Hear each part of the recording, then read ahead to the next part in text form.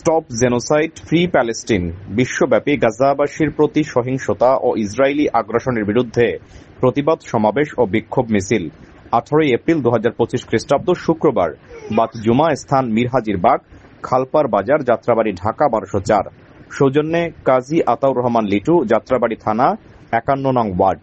City reporter Mohammad Rezaul Islam শাওনের পাঠানো তথ্য ও ভিডিও চিত্রে বিস্তারিত এবং ক্যামেরায় ছিলেন মোহাম্মদ জুবায়ের। আসলে আমার ঠান্ডা লেগেছে, গলাটা ভালো না, হয়তো অনেকে বুঝবেন না। আমরা যেহেতু বাঙালি জাতি, এই ওয়ার্ল্ডের ভিতরে আমাদের সর্বসেরা জাতি, আবেগপ্রিয় জাতি বাঙালি জাতি। এই বাঙালি জাতি কোন আন্দোলনের মাঠে নামলে তাদের ভিতরে আবেগ প্রকাশ হয়, তাদের রক্ত গরম হয়ে যায়, তখন ওই মাঠে তারা শহীদ হইতে দ্বিধাবোধ করে না যে আমরা মাঠে নেমেছি, আমরা শহীদ হয়ে যাব। আমাদের বক্তব্য হলো, আমরা মুসলমান জাতি, সারা বিশ্বে আমাদের বাঙালি জাতি হলো সবচেয়ে উত্তম মুসলমান। সারা বিশ্ববাসী এই প্রতিবাদে স্বীকার করেছে।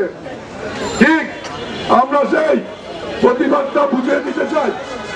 আমরা সারা মুসলমান জাতি, আমাদের প্রতিবাদ করার উদ্দেশ্য পুরো জাতি যেন আমাদের মতো উদ্বৃত্ত হয়ে সারা মুসলমান, সারা বিশ্বে যেন প্রতিবাদ হয়, তারা যেন যুদ্ধের জন্য তৈরি হয়, অর্থ দিয়ে তৈরি হয়, সহযোগিতা লাগে, সব দিয়ে তৈরি হোক।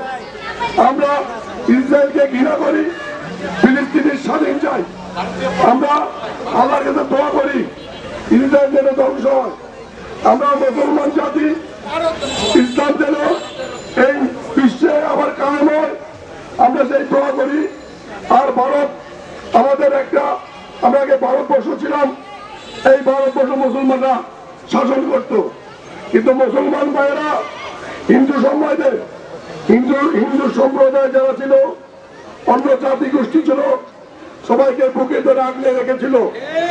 মুসলমান এমন একটা ধর্ম, ইসলাম এমন একটা ধর্ম, মুসলমান এমন একটা জাতি, মানুষের জন্য দল মত বর্ণ এগুলো তারা চিন্তা করে না। মানুষের জন্য যা করণীয় মুসলমান মানুষ হিসাবে সবাইকে বুকে আগলে ধরে আজকে ভারতবর্ষে এবং ইসরায়েলে আমাদের মুসলমানদের যেভাবে নির্বিচারে নির্যাতন, হত্যা, শিশু বাচ্চাদের ঝুলিয়ে ছোট ছোট বাচ্চাদের গুলি করে হত্যা, ভারতের মসজিদে নামাজের উপর লাঠিচার্জ এবং হিজাব পরা মহিলাদের চুলের মুঠোয় ধরে ভারত হিন্দু সম্প্রদায় যেভাবে নির্যাতন, অত্যাচার আশ্রয় দিয়েছে, আমরা যে মিডিয়াগুলো দেখতেছি, আমরা তাদের নিন্দা জানাই, ধিক্কার জানাই। আমাদের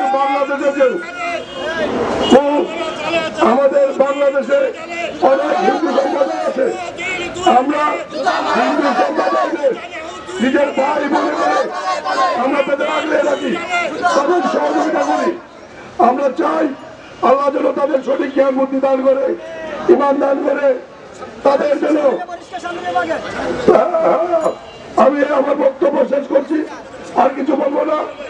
গ্রহণ করতে পারি, সফল করতে পারি, মহান নবাব দরবারের সেই সফলতা কামনা করছি।